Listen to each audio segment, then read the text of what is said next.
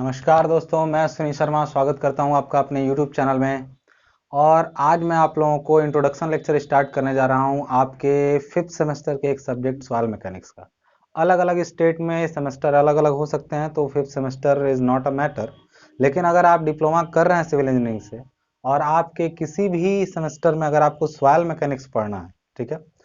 Soil mechanics कहीं कहीं geotech engineering भी इसको बोल देते हैं, दोनों में बोल चाल में। लेकिन आपको जो पढ़ना है टॉपिक, उसके बारे में आपको डिस्कस करूंगा, सिलेबस समझाऊंगा और सारा इंट्रोडक्शन दे दूंगा कि कैसे क्या करना है, किस तरह से एग्जाम में क्रैक करना है, सारी चीजें इसमें बात करूंगा, ठीक है।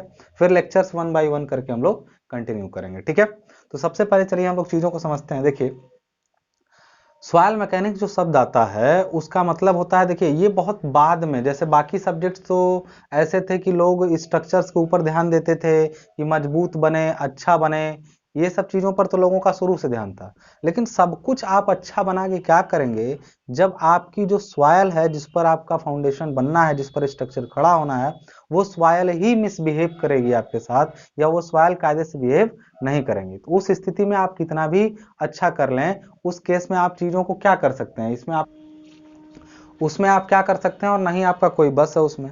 तो एक चीज का हमेशा ध्यान रखिएगा कि हमारे लिए सॉइल जो इंपॉर्टेंट बना है वो काफी बाद में 19 सेंचुरी के शुरुआती तीसरे दशक के आसपास की बात है। मतलब 1920 से 1930 के बीच की ये बात है, जब कार्ल टरजागी, जो एक तरह से फादर ऑफ सॉइल मैकेनिक्स कहे जाते हैं, मिस्टर कार्ल टरजागी, वो फादर ऑफ सॉइल मैकेनिक्स कहलाते हैं। उन्होंने इसको, देखिए उसके पहले भी ऐसा था नहीं कि कोई ध्यान नहीं देता था, मिट्टी पर जनरल ध्यान देना कि अच्छी मिट्टी रहे या ये करे, लेकिन उसको इंटरनेशनली एक सब्जेक्ट के रूप में ले आना, ये काम किसने किया था? कार्ल टरजागी ने, ठीक है ना। इस वजह से उनको फादर ऑफ सॉइल मैकेनिक्स कहते हैं, क्योंकि पहले भी लोग सॉइल का थोड़ा बहुत टेस्टिंग अपने लेवल पे करते थे, उसको एक नॉन टेक्निकल सब्जेक्ट के रूप में, एक जनरल वे में देखा जाता था, लेकिन उसको टेक्निकली एक सब्जेक्ट के रूप में इंटरनेशनल मार्केट में रखने वाले जो थे वो कार्ल टरजागी थे, ठीक है। और उसके बारे में अगर हम लोग बात करें कि आखिरकार पढ़ क्यों रहे हैं और क्या दिक्कत आ रही, तो देखिए सब कुछ करके ही हमने क्या किया, अगर हमारी सॉइल ही हमारे साथ दिक्कत कर दी या प्रॉब्लम कर दी, तो देखिए सॉइल में जो भी दिक्कत या प्रॉब्लम आती, मैं आपको एक ऐसी चीज बताने जा रहा हूं जो लगभग पूरा चैप्टर में आपको, मतलब यही है जो बेस है, दिक्कत है, वो बताने जा रहा हूं आपको, ठीक है।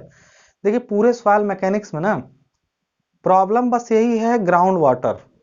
अब ये कहेंगे सर ये क्या, इसका बात तो यहाँ पर कई चैप्टर के बाद होता है, मैं पहले ही इसलिए कर रहा हूँ। देखिए अगर पानी नहीं होता या पानी का सॉइल से कोई टच नहीं होता, तो इसका बिहेवियर जानना ना बहुत मुश्किल नहीं था। मतलब ये बहुत मुश्किल नहीं था इसका बिहेवियर जानना। और मैं एक चीज और आपको बता दूं, अभी तक जो सॉइल मैकेनिक्स जो आपका सिलेबस अपडेट हुआ है, मैं उसके अकॉर्डिंग पढ़ा रहा हूँ। सॉइल का जो अभी तक का सिलेबस था ना, बड़ा ही लिमिटेड था, बहुत कम बातें थी उसमें और आसानी से आप थ्योरी समझ के पास कर जाते थे।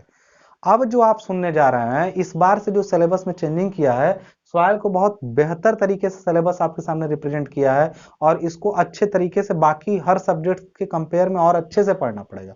लाइक कोई भी न्यूमेरिकल सब्जेक्ट से इसका कंपेयर आप मत करिएगा, क्योंकि अपने आप में बहुत बहुत ब्रॉड हो चुका है। जो जो चैप्टर मैंने यहाँ पर लिख रखे हैं, देखिए 12 चैप्टर हैं कंप्लीटली, और 12 के 12 इंपॉर्टेंट हैं इसमें। मतलब ऐसा नहीं कि आपने आरसीसी में 12-15 चैप्टर है तो चलिए 5-6 ऐसे हैं जिनको पास करने के लिए ये ठीक है, बाकी माइनर है, मेजर है। इसमें सारे के सारे चैप्टर मेजर हैं भाई साहब, पूरा का पूरा आपको डिटेल में पढ़ना पड़ेगा। नोट्स वगैरह जो है ना, वो मैं अभी बनवा रहा हूं, तो जो अभी मैसेज मत करिएगा। मतलब आपको नोट्स कैसे लेना वो बता तो दूंगा मैं, डिस्क्रिप्शन बॉक्स वीडियो का चेक करिएगा। जो लोग भी पहली बार मेरा वीडियो देख रहे हैं, जो पहले नहीं मिले, मैं उनको बता दूं, जो भी डिप्लोमा की नोट्स हैं वो डिस्क्रिप्शन बॉक्स में उनको मिलने का, लेने का तरीका मैं दिखा दिया हूँ, कैसे लेना है आपको, ठीक है।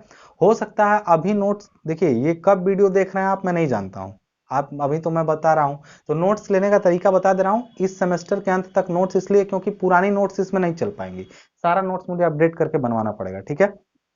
तो नोट्स का तरीका नीचे डिस्क्रिप्शन बॉक्स में दिया है कैसे लेना है। अभी तो नोट्स माइनर पेड है, लेकिन जैसे ही एक कुछ अमाउंट में सब्सक्राइबर मेरे पास हो जाएंगे, मैं सारी नोट्स भी फ्री कर दूंगा। तो हर आदमी केवल 2 सब्सक्राइबर कराए बस, बहुत जल्दी सारी नोट्स आपको फ्री में मिल जाएगी, ठीक है। तो बस इतना जान लीजिए कि ये आपके ऊपर डिपेंड करता है कि नोट्स आप कितनी जल्दी फ्री करा लेते हैं, क्योंकि मुझे जिसको लिखना है उसको कुछ ना कुछ पैसे पे करने होते हैं। तो अगर सब्सक्राइबर मिलेंगे और कुछ पेमेंट, अभी तक तो कोई जीरो, मेरी कोई इनकम नहीं यूट्यूब से, अगर कुछ भी पेमेंट आता है तो मैं काम कर दूंगा, लेकिन ध्यान आपको ये रखना है कि आप 2-3 सब्सक्राइबर बस एक आदमी कराता रहेगा, कुछ टाइम के बाद हो सकता है सब सही हो जाए चीजें, ठीक है। और अब यहाँ पर एक चीज और ध्यान दीजिएगा, मैं बताया कि ये जितने टॉपिक हैं सारे के सारे इक्वली इंपॉर्टेंट हैं, और इसलिए ये बहुत ब्रॉड हो जाता है, क्योंकि 12 इंपॉर्टेंट चैप्टर जिस सब्जेक्ट में रहेंगे वो इंपॉर्टेंट है, लेंदी भी है, और समझने के लिए आपको एक लंबा समय तक अपने दिमाग को लगाए रखना पड़ेगा, ठीक है। तो बने रहिए, हम लोग वन बाय वन चीजों को समझेंगे। सबसे पहले हम लोग बात कर लेते हैं। देखिए, मैंने एक चीज अभी थोड़ी देर पहले बोला था कि सॉइल में सबसे बड़ा जो उसका दुश्मन है ना, वो वाटर है। और कौन सा वाटर है भाई? हम पानी गिराएंगे नहीं, जो पानी पाया जाता है ऑलरेडी हमारे, चाहे सब सरफेस पे बात कर लें, मतलब सरफेस है, सब सरफेस है, उस दोनों पर ही बात कर लें, दोनों ही तरह का जो वाटर है वो हमारे लिए थोड़ा सा खतरनाक तो है ही है। और वही सॉइल की प्रॉपर्टीज को चेंज करता है। प्रॉपर्टीज मतलब कि वो कितना स्ट्रेंथ लेगी, उसका कई तरह की स्ट्रेंथ है, सीयर है, बियरिंग है, और जितने भी टाइप के उसके स्ट्रेंथ है उसको प्रभावित करने का काम कौन करता है? उसमें उपस्थित पानी या उसमें प्रेजेंस ऑफ वाटर, ठीक है।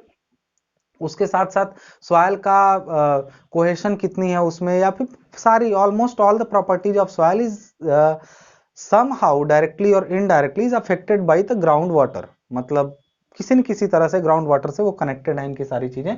तो सबसे पहले देखिए, हमें सॉइल को एक मटेरियल के रूप में पढ़ना है, लाइक उसके बिहेवियर को समझना है, फिर देखना है कि लोड के इफेक्ट में वो कैसा बिहेव करती है। तो वैसे पूरा का पूरा सॉइल मैकेनिक्स जो है, वो पहले बुक का नाम होता था soil mechanics and foundation engineering, मतलब सॉइल को समझना है, फिर फाउंडेशन को भी समझना है उसमें, ठीक है। इसमें भी वही चीजें हैं, कुछ खास चेंजिंग नहीं है। तो सॉइल को, बिहेवियर को समझने के लिए हमको ऊपर के कुछ चैप्टर्स पढ़ने पड़ेंगे, लाइक वो कितनी मोटी सॉइल है, या फिर दानेदार है, या फिर किस टाइप की सॉइल है, उसको समझने के लिए ऊपर के चैप्टर पढ़ने पड़ेंगे।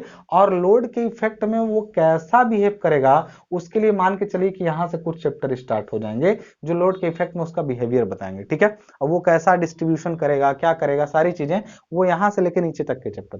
जबकि ऊपर के ये 3-4 चैप्टर जो होते हैं वो सॉइल को एक मटेरियल के रूप में बताएंगे, कि वो मटेरियल के रूप में वो किस टाइप का प्रॉपर्टीज अपने अंदर रखता है, ठीक है। तो चलिए हम वन बाय वन चीजों को देखते हैं, सबके बारे में धीरे धीरे। सबसे पहला चैप्टर जो आपका आता है, इंट्रोडक्शन और जियोलॉजिकल साइकिल। ये चैप्टर में क्या होगा, देखिए फटाक से समझ लीजिए। इंट्रोडक्शन का मतलब जो मैंने अभी आपको थोड़ा बहुत बताया उसके बारे में, उसके साथ इंपॉर्टेंट जो है उसमें वो है जियोलॉजिकल साइकिल। सॉइल कैसे फॉर्म होती है, मतलब कैसे वो बनती है, और उस बनने के दौरान उसमें कौन कौन से प्रोसेस होते हैं, और वो प्रोसेस साइक्लिक होता है, and that cycle is known as geological cycle, and the different steps have to be studied in detailed, क्योंकि उसमें ट्रांसपोर्टेशन का जो टॉपिक है उससे रिलेटेड सॉइल के नाम भी दिए गए हैं, जैसे कि जो सॉइल जिस तरह से ट्रांसपोर्ट होती है उसका ट्रांसपोर्टेशन मीडिया अलग अलग होता है, और उसके आधार पर उसका नामकरण किया गया है। तो इस चैप्टर में इंपॉर्टेंट है इंट्रोडक्शन में जियोलॉजिकल साइकिल, ठीक है। दूसरा आपका फिजिकल प्रॉपर्टीज ऑफ सॉइल या फेज डायग्राम, मतलब सॉइल का बल्क डेंसिटी कैसा है, सॉइल में वाटर कंटेंट कैसा होगा, सॉइल का वॉइड रेशियो क्या होगा, सॉइल के अंदर पोरोसिटी कैसी होगी, ये सारी चीजें, कि मतलब सॉइल कितना सॉलिड है, या फिर उसमें पोर्स हैं, या फिर उनका आपस में रिलेशन क्या है, और उनके मैथमेटिकल एक्सप्रेशन और सिंपल न्यूमेरिकल प्रॉब्लम, ये चैप्टर में सबसे ज्यादा इंपॉर्टेंट होते हैं, इसके न्यूमेरिकल्स फेज डायग्राम से रिलेटेड। फेज डायग्राम का मतलब होता है सॉइल में जितनी फेजेस हो सकती हैं उनको एक डायग्राम के रूप में रिप्रेजेंट करना, जिसको हम लोग कहते हैं सॉइल का फेज डायग्राम। और उन फेज डायग्राम से इंपॉर्टेंट न्यूमेरिकल आते हैं। और देखिए, इस क्लास को अगर जेई वाले स्टूडेंट्स देख रहे हैं, खास अंतर नहीं होने वाला। इस बार का डिप्लोमा का जो सब्जेक्ट है सॉइल मैकेनिक्स का, वो ऑलमोस्ट जेई का टॉपिक क्या कर लेगा, पूरा कवर कर लेगा। तो इसलिए आप लोग जो जेई के लोग भी इसको देखना चाहते हैं, पूरा चैप्टर पढ़ेंगे, पूरा का पूरा काम उनका ऑलमोस्ट, केवल ऑब्जेक्टिव क्वेश्चन को छोड़ के सारा काम जेई का भी हो जाएगा। तो केवल डिप्लोमा वाले नहीं, इस लेक्चर को जो जो नहीं पढ़ने लायक होता है मैं बता देता हूँ हर वीडियो के शुरुआत में, लेकिन ये चैप्टर जो सॉइल मैकेनिक्स का सिलेबस है उसको आप जेई वाले भी पढ़ सकते हैं, ठीक है। तो ये फिजिकल प्रॉपर्टीज पढ़ेंगे, इसमें फेज डायग्राम पढ़ेंगे और न्यूमेरिकल्स आएंगे, इसको देखा जाएगा। Classification and identification of soil, कोई सॉइल किस कैटेगरी में हो सकती है, लाइक वो सॉइल कैसी है, वो ग्रेवल है, वो सैंड है, वो क्ले है, वो सिल्ट है, या फिर वो प्लास्टिक सॉइल है, नॉन प्लास्टिक सॉइल है, ऑर्गेनिक है, इनऑर्गेनिक है, bla bla bla what ever.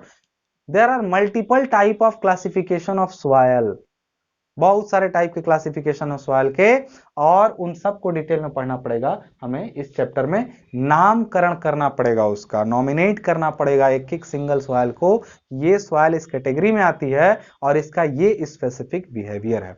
Like अगर कोई भी सॉइल होगी तो वो किसी न किसी कैटेगरी में होगी, उसका उसी कैटेगरी के अकॉर्डिंग बिहेवियर हम लोग तय कर लेंगे। जैसे हम लोग कहते हैं कि दशहरी आम है, तो क्या दशहरी आम का मतलब क्या हुआ, या फिर हम लोग कहें कि चाइनीज खाना है, तो चाइनीज खाने का मतलब ये नहीं होगा कि वो खाना चाइनीज ही चाइना में ही बनेगा, वो खाना कहीं भी रहे उसका टेस्ट चाइनीज रहेगा, ठीक है ना। तो इसी तरीके से सॉइल की कैटेगरी होती है, वो कैटेगरी से पता चल जाता है कि वो बिहेव कैसा करने वाली है, और उस कैटेगरी को डिसाइड करना, उसको उसके क्लासिफिकेशन में रखना, this all have to be studied in this chapter. आगे बात करते हैं flow of water through soil.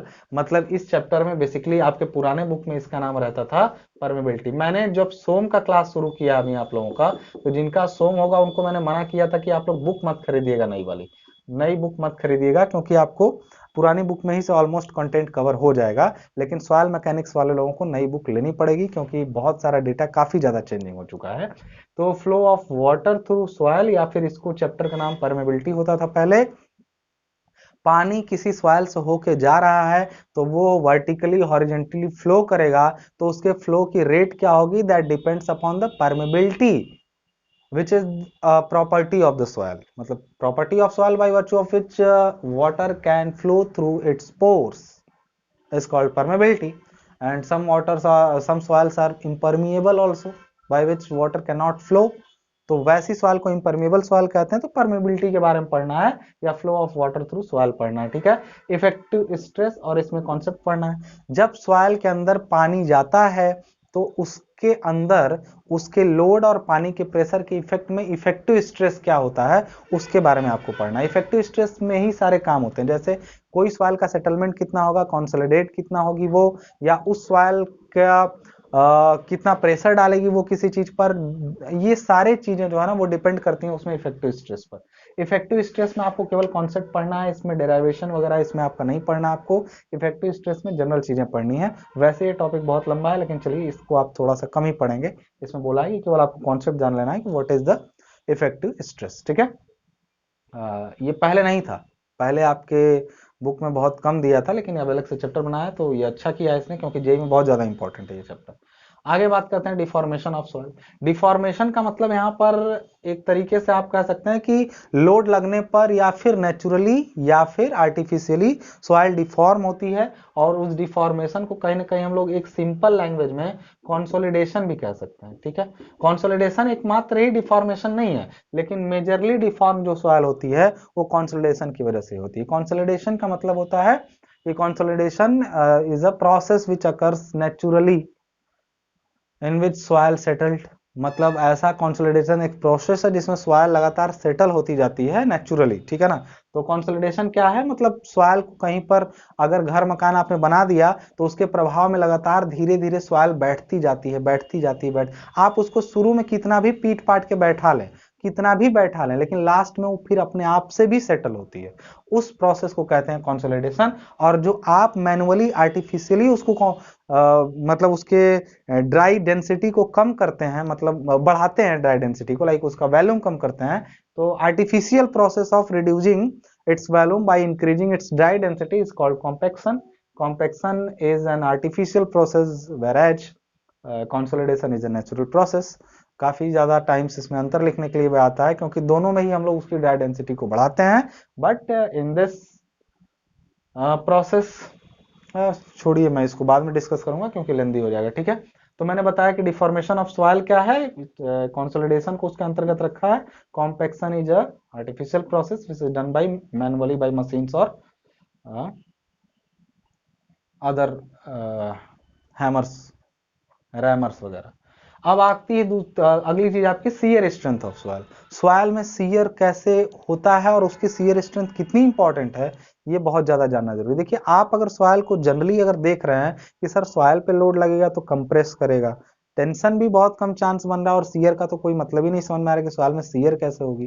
तो एक चीज जान लीजिए, कभी भी किसी भी सॉइल के ब्लॉक पर जब लोड लगता है कंप्रेसिव और उसको उसका लेटरल प्रेशर रजिस्ट नहीं कर पाता है, तो इट में कॉज शेयर फेल्योर। ठीक है, मतलब अगर कोई सॉइल का सैंपल इस टाइप से है, उस पर लोड ऐसे लगता है, मतलब नीचे से तो रिएक्शन लग रहा है, ऊपर से लोड लग रहा है, और लेटरल अगर प्रेशर ना मिले, लाइक चारों तरफ से दबी हुई ना सॉइल हो, तो क्या होता है देखते हैं। जब मिट्टी पर लोड लगता है तो जैसे किसी नहर के किनारे पर जाइए, जो उसका इम्बैंकमेंट होता है उस पर चढ़िए, दो चार बार कूदिए, देखिए आप स्लाइड में मिट्टी क्या हो जाएगी, ऐसे कट जाएगी। तो दिस कॉज सीयर फेल्योर, मतलब एक टाइप का उसमें स्लाइडिंग हो जाती है, और ये मतलब आपको पता नहीं चलेगा कि ये नीचे ही धंसेगी, आपको नहीं दिखेगा कि वो साइड में जा रही है, लेकिन उसके पीछे के बहुत सारे रीजन होते हैं। मैं इसको भी डिटेल में इस चैप्टर में डिस्कस करूंगा कि सीयर फेल्योर एग्जैक्टली होता कैसे है। क्योंकि जब भी हम लोग इस पर ऊपर से फोर्स बहुत लगा ले, लेकिन लेटरल प्रेशर में जैसे ही कमी होती है, तो लेटरल प्रेशर क्या होता है, बहुत सारे कॉन्सेप्ट हैं, तो उसके बारे में बात करेंगे वन बाय वन, और इसी में हम लोग पढ़ेंगे मोर सर्किल के बारे में, जिसको हम लोग इसके जो कॉन्सेप्ट है शियर स्ट्रेंथ का, उसको हम मोर सर्किल पर रिप्रेजेंट करके भी देखेंगे कि कैसे उससे रिलेट करता है, क्योंकि इसमें भी मोर सर्किल की तरह टू परपेंडिकुलर फोर्सेस काम करेंगे। ठीक है, the next term is soil exploration. Soil को एक्सप्लोर करना, उसके बारे में जानना, और कुछ प्राइमरी टेस्ट भी इसमें आपको बताएंगे। एक्सप्लोर करने का मतलब होता है उसके बारे में अधिक जानकारी रखना, ठीक है, उसको जानना अच्छे तरीके से, इज कॉल्ड सॉइल एक्सप्लोरेशन। तो एक छोटा सा थियोरेटिकल चैप्टर है जिसमें एक्सप्लोर करना होगा सॉइल को किसी माइनर टेस्टिंग के कारण, तो उसमें हम लोग इसको पढ़ लेंगे। बियरिंग कैपेसिटी ऑफ सॉइल, किसी भी सॉइल पर कितना मैक्सिमम लोड दिया जा सकता है पर square metre, is known as bearing capacity of soil. तो बियरिंग कैपेसिटी किसी सॉइल का अगर आपको जानना होगा, तो हम लोग को बहुत सारे टेस्ट इसमें दिए गए हैं, लोड सेटलमेंट कर्व दिया गया है, वो सब इसमें पढ़ना पड़ेगा। न्यूमेरिकल्स तो कम है, बाकी सब में न्यूमेरिकल है, इसमें भी न्यूमेरिकल है, लेकिन डिप्लोमा के लेवल पे न्यूमेरिकल इसमें कम मिलेंगे, लेकिन थियोरेटिकली बहुत ज्यादा इंपॉर्टेंट चैप्टर है बियरिंग कैपेसिटी। अगली चीज आती है फाउंडेशन इंजीनियरिंग। इसमें फाउंडेशन के बारे में पढ़ना है, कौन सा फाउंडेशन किस टाइप का होता है, कहाँ पे कौन सा यूजफुल है, और किस टाइप का फाउंडेशन यूजुअली यूज होता है, this all will be studied in foundation engineering. और लास्ट चैप्टर आपका है ग्राउंड इंप्रूवमेंट टेक्निक्स, यानी कहीं की मिट्टी अगर खराब है, वहां पर घर मकान बनाने लायक नहीं है, तो फिर वहां की मिट्टी को सुधारा कैसे जाए, ये चीज हम लोग किसमें पढ़ेंगे, ग्राउंड इंप्रूवमेंट टेक्निक में। आई होप समझ में आ रहा होगा चैप्टर आपको, और आपको इंट्रोडक्शन इसका समझ में आ रहा होगा। अगर आप लोगों के कमेंट्स इस पर अच्छे मिलते हैं वीडियो पे, तो मैं बहुत ही जल्दी आपका अगला चैप्टर शुरू करूंगा इंट्रोडक्शन, और हम लोग लेक्चर को आगे बढ़ाते हुए अपना पूरा सिलेबस कवर कर लेंगे। ठीक है, तब तक के लिए अपने दोस्तों तक वीडियो को पहुंचाइए, सब्सक्राइबर बढ़ाइए, ताकि नोट्स का रास्ता आप लोग के लिए ईजी हो। अदरवाइज नोट्स सिंपली पेड रहेंगी बहुत कम में, आप उसके जानने के लिए डिस्क्रिप्शन बॉक्स चेक करिए। टेलीग्राम चैनल में जरूर जुड़ जाइए, क्योंकि कोई भी इंफॉर्मेशन मैं टेलीग्राम ग्रुप में देता हूँ। मिलता हूँ नेक्स्ट वीडियो में, तब तक के लिए धन्यवाद।